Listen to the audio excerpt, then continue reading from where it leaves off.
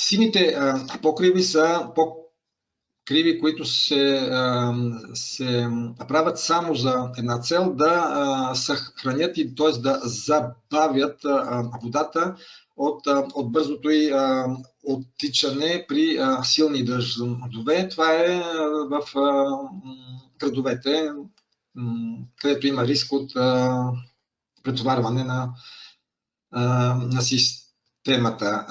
Те биват както активни, така и пасивни.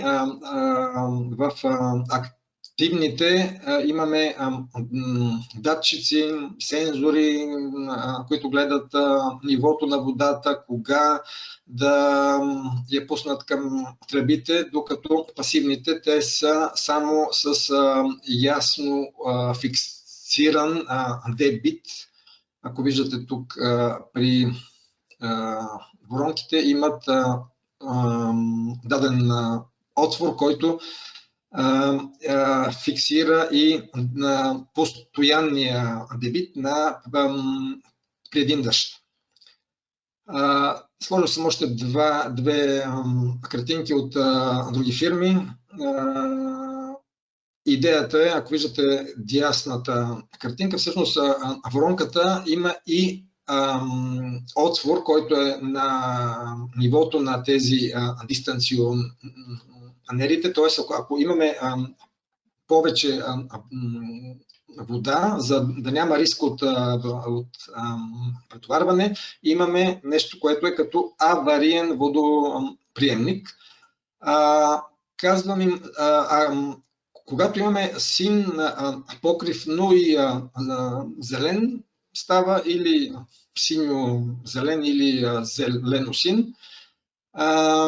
Харесвам най-много ето тази картинка, където може би най-ясно се вижда действието на синият и зеленият покрив. Първо част от водата напълва ватата ни, после водата, която е в повече пък пълни дистанционерите, водата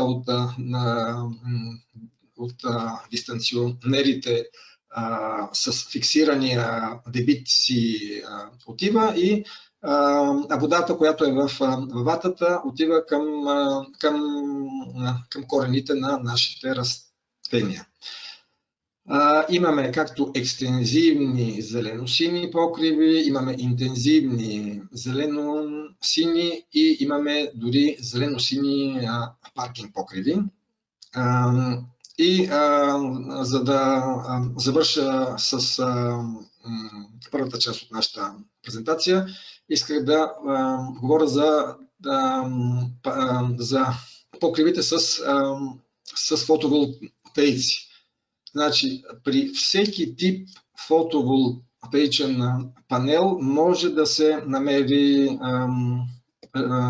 решение. В зависимост дали, т.е. какъв процент светлина все пак преминава, дали се отразява светлина в тях или не.